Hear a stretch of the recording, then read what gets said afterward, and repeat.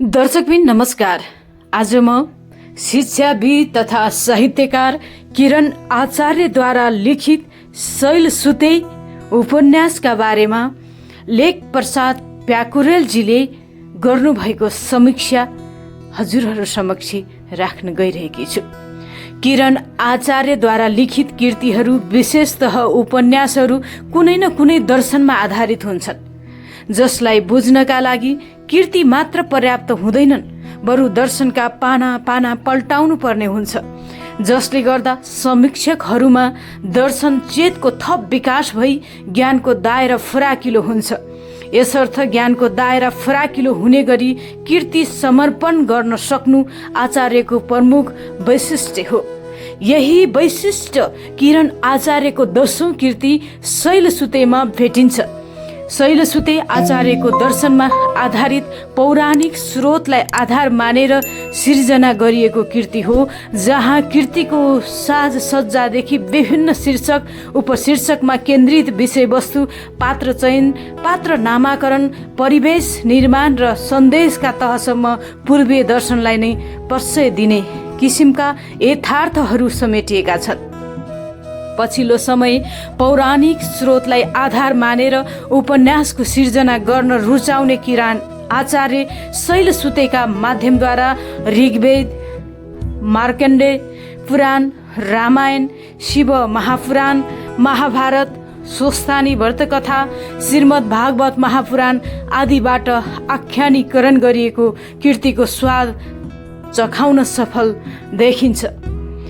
खास गरी दक्ष प्रजापतिले आयोजना गरेको महायज्ञमा पति परमेश्वर शिवको निन्दनीय आलोचना सहन नसकेपछि हवन कुण्डमा देह विसर्जन गरेकी माता सती पुनः मेनका र हिमालय पर्वतकी छोरी पार्वतीको रूपमा धरा अवतरणको मूल कारण र आधारको सत्य तथ्य थाहा पाउनका लागि पनि आचार्यको 10औं कृति शैलसुते निकै उपयोगी सिद्ध भएको छ।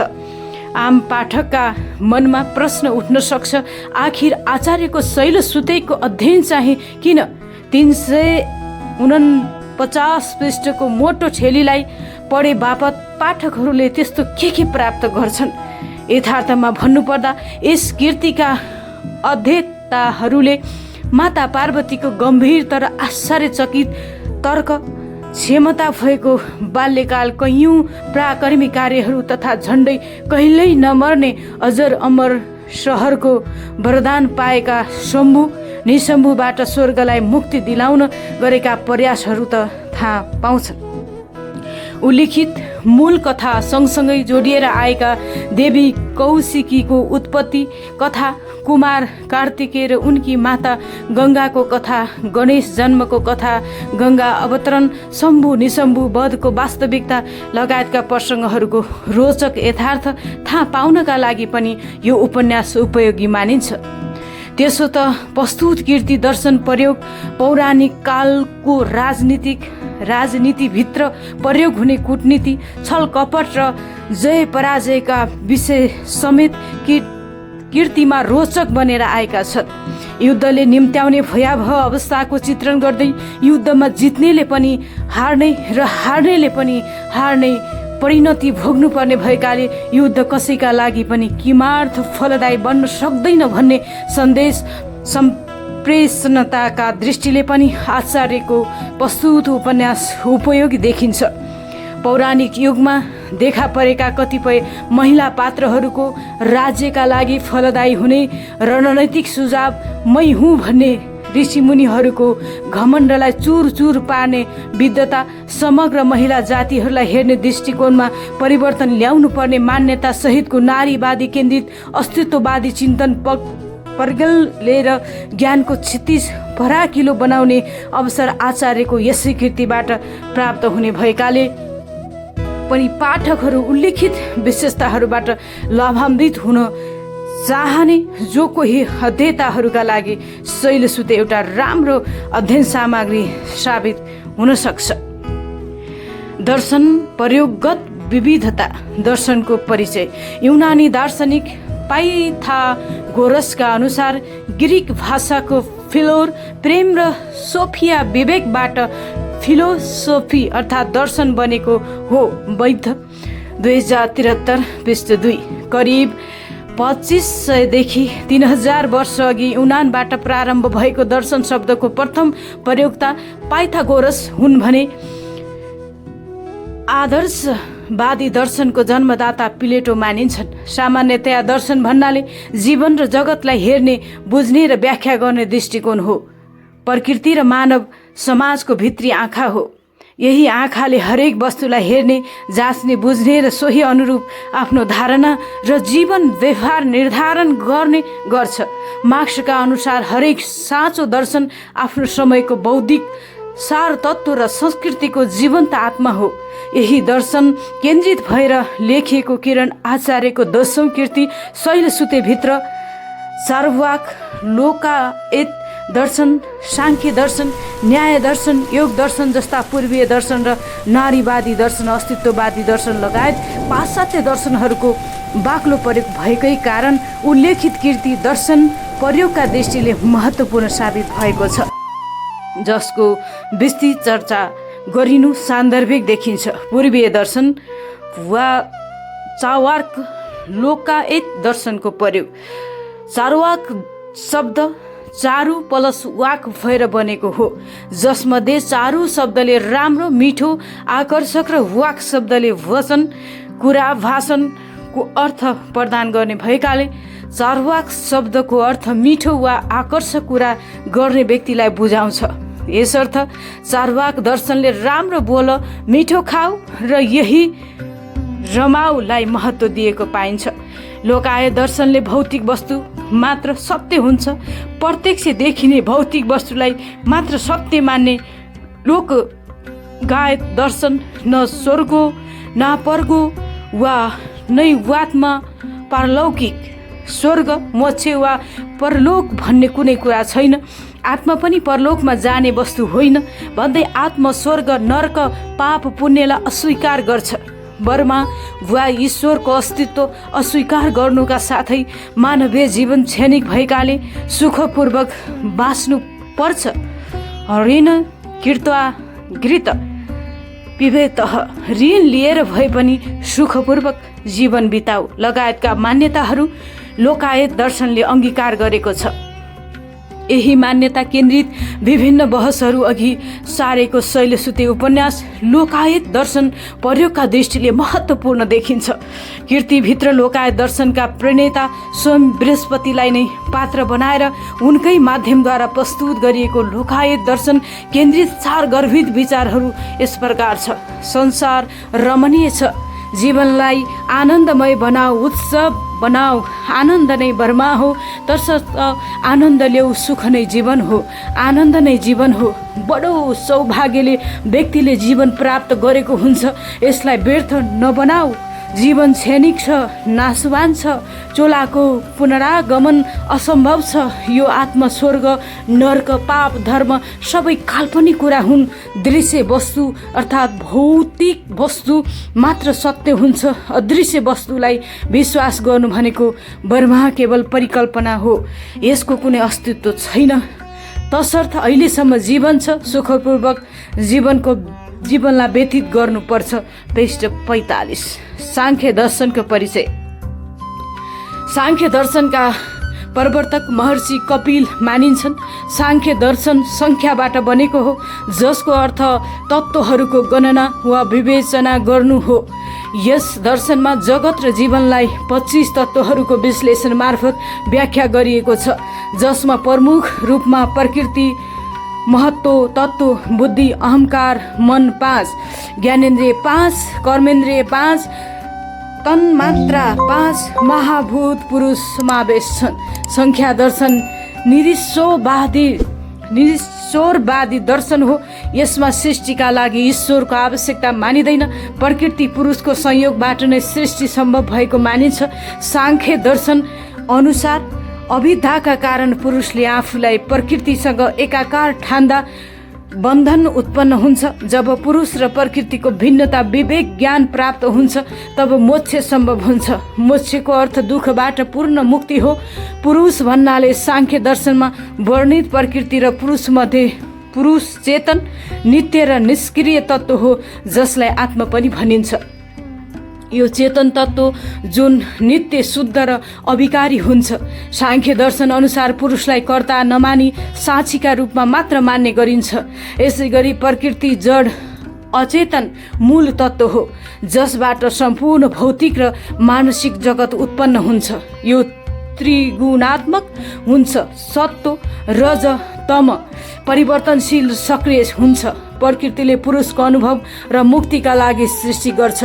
पुरुषको सान्निध्यबाट प्रकृति सक्रिय हुन्छ र विभिन्न तत्त्वहरूको विकास हुन्छ। सांख्य दर्शनले सुझाए अनुरूपको मान्यताहरू शैलसुतेका विभिन्न प्रसङ्गहरूमा पाइन्छ भने प्रकृति र पुरुषको मूल प्रसङ्ग पृष्ठ 163 मा उल्लेख गरिएको छ। यसर्थ शैलसुते सांख्य दर्शनका दृष्टिले पनि चर्चनीय देखिन्छ। सांख्य दर्शनले सुझाएको कार्यकारण सम्बन्ध सम्बन्धी विचारहरू पनि कीर्तिमा भेटिन्छ। कीर्तिभित्र पृष्ठ 162 मा कार्यकारण सम्बन्धको बारे चर्चा गर्दै कुनै पनि कार्य हुनलाई त्यसका पसलतिर कारण अवश्य हुन्छ। श्रेष्ठ स्थिति एवं लय ब्रह्माकै आदेश अनुसार चल्छ। समग्रमा ब्रह्मालाई प्रकृतिको आवश्यकता पर्छ भने प्रकृतिलाई ब्रह्माको दुवै एक अर्काका परिपूरक हुन्। दुवैमा एकको अभाव हुन गए सृष्टि असम्भव हुन्छ। बालिका शैलसुतेले प्रस्तुत गरेका विचार दर्शन केन्द्रित छन्। न्याय दर्शनको परिचय। न्याय दर्शन भारतीय वैदिक आस्तिक दर्शनहरूमध्ये एक महत्त्वपूर्ण दर्शन हो। यस दर्शनका प्रवर्तक महर्षि गौतम यक्षपाद मानिन्छन्। न्याय सूत्र यसको प्रमुख ग्रन्थ हो। न्याय शब्दको अर्थ तर्क, विवेक, उचित निर्णय वा सही ज्ञान भन्ने हुन्छ। न्याय दर्शनको मुख्य उद्देश्य सही ज्ञान प्रमा प्राप्त गरी अविद्या नष्ट गर्दै मोक्ष प्राप्त गर्नु हो। यस दर्शनमा तर्क, अनुमान र प्रमाणद्वारा सत्यको खोजी गरिन्छ। त्यसैले यसलाई तर्क प्रधान दर्शन पनि भनिन्छ।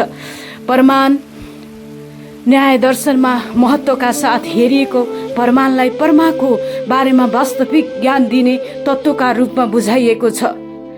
परमिते अनेन इति प्रमाणम, जसद्वारा कुनै विषयको ज्ञान हुन्छ त्यसलाई प्रमाण भनिन्छ। वैध 2076 पृष्ठ 103। न्याय दर्शनले 4 प्रकारका प्रमाण स्वीकार गरेको छ। प्रत्यक्ष प्रमाण तत्रास्यमच्छे प्रीति त्युत्पद्यते इति प्रत्यक्षम, अर्थात् इन्द्रिय र वस्तुको प्रत्यक्ष सम्पर्कबाट प्राप्त ज्ञानलाई प्रत्यक्ष प्रमाण भनिन्छ। वैध 2076 पृष्ठ 104 जस्तै आँखाले घोडा देख्नु। अनुमान प्रमाण जुन प्रत्यक्षपूर्वक हुन्छ त्यो अनुमान हो, अर्थात् जहाँ यहीको प्रत्यक्ष भएर बाँकी पनि छ भन्ने ज्ञान हुन्छ। आचार्य 2073 पृष्ठ 458 जसलाई अनुमान प्रमाण भनिन्छ। जस्तै धुवाँ देखेर वा प्रत्यक्ष भएपछि त्यहाँ आगो पनि छ भन्ने अनुमान गर्नु नै अनुमान प्रमाण हो। उपमान प्रमाण समानताका आधारमा प्राप्त ज्ञान उपमान हो। जस्तै गाई जस्तै देखिने जनावरलाई गवै भनिन्छ भन्ने सुनेर वनमा देखिएको जनावरलाई गवै ठहर गर्नु उपमान प्रमाणको उदाहरण हो। शब्द प्रमाण विश्वसनीय व्यक्तिको कथन वा वेद वाक्यबाट प्राप्त ज्ञान शब्द प्रमाण हो। यस अन्तर्गत गुरु वा शास्त्रको उपदेश आदि पर्दछन्। उल्लेखित प्रमाणहरूमध्ये पनि प्रत्यक्ष र अनुमानका प्रमाणहरूसँग सम्बन्धित थुप्रै प्रसङ्गहरू प्रयोग भएका छन् भने आंशिक रूपमा उपमान प्रमाण र शब्द प्रमाणको पनि प्रयोग भएको छ।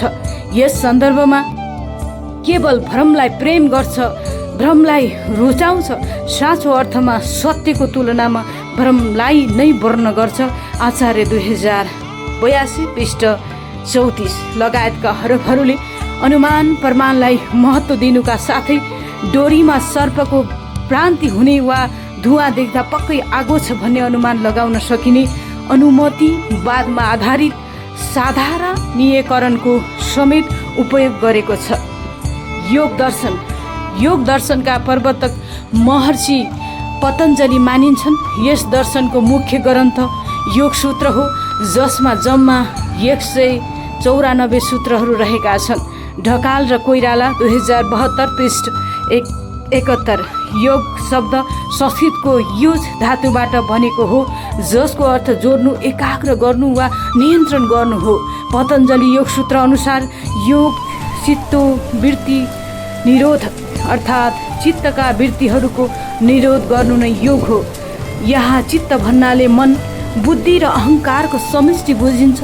वृत्ति भनेको चित्तमा उत्पन्न हुने तरङ्ग वा परिवर्तन हो। चित्तका प्रमुख 5 वृत्तिहरू हुन्: प्रमाण, विपर्य, विकल्प, निर्दय, स्मृति। यी वृत्तिहरू चञ्चल हुँदा मानिस दुःख र बन्धनमा पर्छ। योग अभ्यासद्वारा यी वृत्तिहरू नियन्त्रणमा आएपछि चित्त शान्त हुन्छ र पुरुषले आफ्नो वास्तविक स्वरूपको अनुभूति गर्छ। यही अवस्था चित्तवृत्ति निरोध हो। योग दर्शनलाई चल्ने क्रममा अष्टाङ्ग मार्गको चर्चा गरिनु अपरिहार्य हुन्छ। चित्तवृत्ति निरोधका लागि योग दर्शनले अष्टाङ्ग योग 8 चरणको साधना मार्ग प्रस्तुत गरेको छ। अहिंसा, सत्य, अस्तेय, ब्रह्मचर्य, अपरिग्रह, नियम, शौच, सन्तोष, तप, स्वाध्याय, ईश्वर प्रणिधान, आसन, शरीरलाई स्थिर र सुखद बनाउने साधना, प्राणायाम, श्वास प्रश्वासको नियन्त्रण, प्रत्याहार, इन्द्रियलाई विषयबाट फर्काउने अभ्यास, धारणा, चित्तलाई एक बिन्दुमा केन्द्रित गर्नु, ध्यान, निरन्तर एकाग्र चिन्तन, समाधि, ध्यानको पूर्ण अवस्था। यी 8 अङ्ग कर्मश अभ्यास गर्दा साधकको शरीर, मन र आत्मा शुद्ध हुँदै जान्छ। यसरी सैद्धान्तिकीकरण गरिएको योग दर्शनको कसीमा राखेर किरण आचार्यकृत शैलसूत्रीको मूल्याङ्कन गर्दा पेज 129-30मा योग दर्शनको प्रयोग भएको देखिन्छ। हिमालय र उनका प्रजाहरूले गरेको योगाभ्यास र त्यसबाट प्रभावित भएर शैलसूत्री पनि योग गर्न इच्छा जाहेर गर्दा आएका संवादहरू योग दर्शन केन्द्रित छन्। त्यसै गरी पृष्ठ 108 र 109मा शैलसूत्रीले आफ्नो पिता हिमालयसँग आफू तपस्या गर्ने र अरूले जस्तै ध्यान गरेर सिद्धि प्राप्त गरी महादेवका निम्ति योग्य बन्ने कुरा अभिव्यक्त गर्दा पिता हिमालयले मस्तिष्कलाई तीक्ष्ण बनाउन, मेघा शक्ति बढाउन, आनन्द प्राप्त गर्न लगायतका विविध सन्दर्भ केन्द्रित भएर ध्यानको महत्त्वका बारेमा अघि सारेका विचारहरूले पनि कृतिलाई योग दर्शनको सामिप्यता प्रदान गर्दछ। पाश्चात्य दर्शन, अस्तित्ववादी दर्शन, मानिसलाई अस्तित्वपूर्ण व्यक्ति मानी अस्तित्वलाई नै विशेष महत्त्व दिँदै मानवीय जीवनको नवीन अर्थ र मूल्यको खोजी गर्ने मान्यता हो अस्तित्ववाद। अस्तित्ववादको प्रारम्भ दोस्रो विश्वयुद्ध 1939-1945 को भयङ्कर विभीषिकाको प्रतिक्रिया स्वरूप नियतिवाद तथा आदर्शवादको विरोधमा सन् 1943 भएको हो। शर्मा र लुइटेल 2076 पृष्ठ 342। दोस्रो विश्वयुद्धले मानवीय अस्तित्व नै सङ्कटमा पर्न थालेपछि देखा परेका अस्तित्ववादी मान्यताको पृष्ठभूमि पास्कलको ईश्वर र पदार्थ सम्बन्धी सिद्धान्त, हर्सरेलको प्रत्यक्ष ज्ञान सम्बन्धी मान्यता, डिल्थीको हिगलवादी तर्कवादको विरोध, निश्चयको ईश्वर मृत्युको घोषणा जस्ता मान्यताहरूले निर्माण गरेको हो। यस मान्यतालाई मूर्त रूप दिने दार्शनिकहरूमा सोरेन किर्केगार्ड, कार्ल यास्पर्स, ग्याब्रिएल मार्शल आदि उल्लेखीय छन्। मूलतः आस्तिक चिन्तनलाई जोड दिए पनि नास्तिक चिन्तनबाट समेत अछुतो रहन नसकेको अस्तित्ववादी मान्यता प्रयोगका दृष्टिबाट समेत किरण आचार्यको उपन्यास शैलसूत्री महत्त्वपूर्ण रहेको हुँदा शैलसूत्रीभित्र परेका अछुतोवादी मान्यतालाई संक्षेपमा चर्चा गरिनु सान्दर्भिक देखिन्छ। किरण आचार्यको उपन्यासभित्र मूलतः नारीवादी पात्रहरूमा अस्तित्ववादी चिन्तन प्रकट भए तापनि आंशिक रूपमा केही पुरुष पात्रहरूले समेत अस्तित्ववादी चिन्तन प्रस्तुत गरेका छन्। स्वर्गका राजा इन्द्रले आफ्नो अस्तित्व जोगाउन गरेको युद्धबाट पराजित भइसकेपछि कहिले गुफाभित्र लुकेर कहिले भेष बदलेर अस्तित्व रक्षा गरेका प्रसङ्गहरू शम्भु निशम्भु जस्ता बलशाली दानवहरूले सिङ्गो दानव जातिकै अस्तित्व रक्षार्थ गरेका घोर तपस्या एवं युद्धहरू अस्तित्ववादी कोणबाट प्रशंसनीय मानिन्छन्। यस सन्दर्भमा नमुचीको प्रसङ्गलाई प्रस्तुत गरिनु बढी सान्दर्भिक ठहर्छ। नमुचीका माध्यमद्वारा ज्ञान साधनाबाट प्राप्त गर्न सकिने न कि बल जप्ती भन्ने आशय त प्राप्त हुन्छ नै। उनै नमुचीले आफ्नो वर्चस्व जोगाउनका लागि गरेको अडान र अरूका अगाडि झुक्न नचाहेको प्रवृत्ति अस्तित्ववाद केन्द्रित देखिन्छ। खास गरी उपन्यासमा वर्णित नमुची पात्र इन्द्रले मार्ने प्रयास गर्दा वा बन्दी बनाएर सकेसम्मको यातना दिन खोज्दा पनि आफूले साधनाबाट प्राप्त गरेको ज्ञान दिनुको साटो बरु मर्न चाहन्छन्। तथापि आफ्नो अडानमा टसको मस देखिँदैनन्। आफ्नो ज्ञानमा आफ्नै मात्र अधिकार रहेको र यसलाई कसैले बलजप्ती गर्दैमा झुक्न वा शरण पर्न नचाहेको नमुचीको स्वभावले अस्तित्ववादी मान्यतालाई अङ्गीकार गरेको छ। अस्तित्ववादी चिन्तनमा विशेषतः नारी पात्रहरू खरो भएर उभिएको देखिन्छन्। यस सन्दर्भमा नारी अस्तित्वमाथि धावा बोल्ने ऋषिहरूप्रति शोधाका तीनवटी अयोनिजा कन्याहरूले उठाएको आवाज र नारीसँग पनि क्षमता छ भनी उनीहरूलाई सम्मानपूर्वक हेरिनु पर्छ।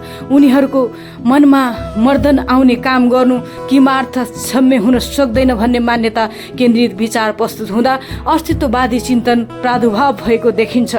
शैलसुताको केटाकेटी छँदादेखि नै अरूको विचारलाई भन्दा आफ्ना विचारलाई प्राथमिकता दिने र आफ्नो निर्णयमा आफू हिँड्ने र अरूलाई पनि हिँडाउने प्रयासहरू माता पार्वतीको महादेवसँगको बहसमा विशेषतः नारी अस्तित्वमाथि नै प्रश्न उठ्दा पार्वतीले गरेको प्रतिकार र नारी अस्तित्व केन्द्रित सकारात्मक विचारहरू समेत अस्तित्ववाद निकट मानिन्छन्।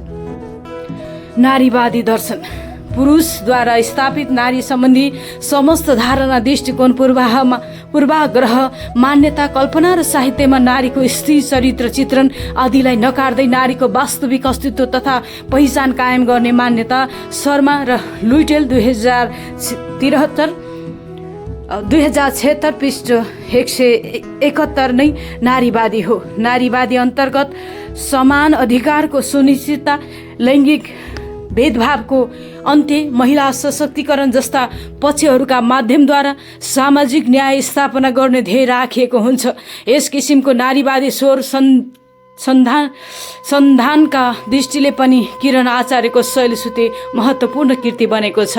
कृतिको आवरण, सज्जा, नामाकरणदेखि प्रमुख पात्रको चयनसम्म नारीलाई नै महत्त्व दिएर लेखिएको यस कृतिमा नारीहरू निरीह नभई बलशाली देखिएका छन्। महादेवसँग शास्त्र सम्बद्ध प्रश्नहरूको उठान गर्दै बहस छेड्ने सामर्थ्य राख्ने नारी जस्ता सिङ्गो स्वर्गलाई नै हायल कायल पारेर राज गरिरहेका बलशाली एवं लगभग अमर रहने वरदान पाएका शम्भु निशम्भु जस्ता दानवहरूलाई पनि तहल लाएर शान्ति स्थापना गर्ने शक्तिशाली व्यक्तिका रूपमा पनि नारीहरू नै प्रस्तुत भएका छन्। कृतिभित्र महादेवले तपस्या भङ्ग गर्ने तत्त्व र युवतीहरूलाई विध्वंस शब्दले सम्बोधन गर्दाका क्रममा बालिका शैलसुतेले उठाएका प्रश्नहरू र नारीहरूको मर्यादाहरूलाई माथि उठाउन गरेका प्रयासहरू आचार्य 2082 पृष्ठ 162 नारीवादी आवाज भनेर आएका छन् भने अत्यन्त विदुषी वेद ज्ञाता तत्त्वज्ञाता योगिनी स्वरूपा धर्ममूर्ति आयोनिजा कन्याहरूले सनातन र सनत कुमार लगायतका मानस पुत्रहरूलाई आफू बसेको आसन नछोडेको, स्वागत सत्कार नगरेको, मानभाव र उचित सम्मान दिन नसकेको आरोपमा उनै ऋषिहरूद्वारा श्रापित भए पश्चात आफू नारीहरू भएकै कारण आफ्नो ज्ञानको मूल्याङ्कन हुन नसकेको र पुरुष रूपी अहङ्कारले उन्मत्त ऋषिहरूले नै सानो न्युमा महिलाहरूलाई श्रापित गरेर आफ्नो अहमताको प्रदर्शन गर्ने स्वभावप्रति कटु आलोचना गर्दै छेडेको बहस तथा तर्क वितर्कबाट स्वयं ऋषिहरूले नै लज्जा बोध गरेका छन्। यस प्रसङ्गमा आयोनिजा कन्याहरूले उठाएको नारीवादी चेत प्रशंसनीय देखिन्छ। उपन्यासभित्र काली नामक पात्रले नारी जातिको सो स्फूर्त प्रेमलाई समेत स्वीकार्न नसकेको शिवको वृद्धताबाट क्रोधित भई अपार शक्तिशाली शिवभन्दा ज्ञानी विवेकी र युद्ध कौशलमा निपुण बन्नका लागि कठोर तपस्याको बाटो रोजेको प्रसङ्ग आएको छ। काली जस्ती दरबारमा हुर्केकी कोमल नारीले स्वयं बलशाली शिवलाई नै परास्त गर्ने गरी कठोर तपस्या अकल्पनीय रहेको ठहर गरी राजा हिमालयले प्रारम्भिक ज्ञान दिन बोलाइएका ऋषिहरूले युद्ध ज्ञान लिने हक नारीमा भएको विचार व्यक्त गर्दै पुरुषको तुलनामा नारीलाई निकै कमजोर र परिवारमा सुख ल्याउने मात्र खेलौना जस्तो सम्झेका छन्। यस क्रममा उनीहरूले राजन बालिकालाई युद्ध ज्ञानको केही प्रयोजन हुन सक्दैन। उनीहरूको कार्य त संहारले निरस एवं पाषणकारी हुन पुगेको पुरुषको जीवनमा आनन्द एवं खुसीको वर्षा गर्नु हो, परिवारमा सुख शान्ति ल्याउनु हो। आचार्य 2082 पृष्ठ 185 भन्ने विचार अघि सारेका छन्। ऋषिहरूको विचारमा पूर्ण रूपले असहमति जनाउँदै कालीले नारीहरूको भूमिका, महत्त्व र उनीहरूले प्रदर्शन गर्न सक्ने क्षमताको नजरअन्दाज नगर्न सुझाउँदै उनी ऋषिहरूसँग गरेको गहन संवादमा नारीवादी चिन्तन सशक्त रूपमा देखिएको छ। आचार्यको शैलसुते पौराणिककालीन नारीहरूको भूमिकालाई प्रस्ट्याउन सक्षम छ। उपन्यासमा केही अप्सराहरूको भूमिकालाई छोडेर अन्य नारीहरूको भूमिकालाई महत्त्वका साथ प्रस्तुत गरिएको छ। यस क्रममा युद्ध जित्नका लागि कला कौशल पूर्ण रूपले प्रस्तुत हुने क्षमता भएका व्यक्तित्वका रूपमा नारीहरूलाई लिएको छ। रूपले सुसज्जित नारीको कुटिलतापूर्ण र कलात्मक कार्य व्यापारका कारण शुभ शम्भु र निशम्भु जस्ता दानवहरूले स्वयं अन्त्य बलशाली पुरन्दर इन्द्रमाथि सजिलै विजय प्राप्त गरेका छन्। पौराणिक कालमा नारीहरूको महत्त्वलाई अग्र स्थानमा राखेको देखिन्छ। नारी भोग्य होइनन्, सल्लाहका अधिकारी हुन् भन्ने प्रसङ्ग उपन्यासका धेरै अंशहरूले पुष्टि गरेका छन्। यही क्रममा महत्त्वपूर्ण जिम्मेवारी प्रदान गर्ने हो भने त यिनीहरूले हामी पुरुषले भन्दा निकै कुशलतापूर्वक काम गर्ने थिए, हाम्रो त अस्तित्व नै समाप्त पारिदिने थिए। आचार्य 2082 पृष्ठ 34 भन्दै मै हुँ भन्ने शम्भु निशम्भु जस्ता दैत्यहरूले समेत नारी शक्ति र क्षमताको मुक्त कण्ठले प्रशंसा गर्नुले पनि तत्कालीन नारीहरूको क्षमता प्रकाशमय भएको छ। उपन्यासका दानव पात्र शम्भु निशम्भुले आफ्नी श्रीमतीहरूको योजना मुताबिक हिँड्दा युद्धमा सफलता प्राप्त पश्चात अमरावती राज्य प्राप्त गरे पश्चात आफ्नी माता दनुले दरबार प्रवेश नगरुन्जेलसम्म आफूहरू पनि दरबार प्रवेश नगर्नु जस्ता घटनाहरूले मनुस्मृतिको यत्र नारेस्ते पूजन्ते रमन्ते तत्र देवता अर्थात् जहाँ नारीहरूको पूजा र सम्मान हुने गर्छ त्यहाँ देवताहरू प्रसन्न हुने मात्र नभई दानवहरू समेत प्रसन्न भएको यथार्थ प्रस्तुत गरिएको छ। समग्रमा नारी पात्रलाई महत्त्व दिएर शीर्षकीकरण गरी सोही अनुरूपको कथावस्तु संयोजन गरी नायक तत्त्व प्रदान गरिएको उपन्यास भएकाले पनि शैलसुते नारीवादी कोणबाट प्रशंसनीय कृति मानिएको छ। किरण आचार्य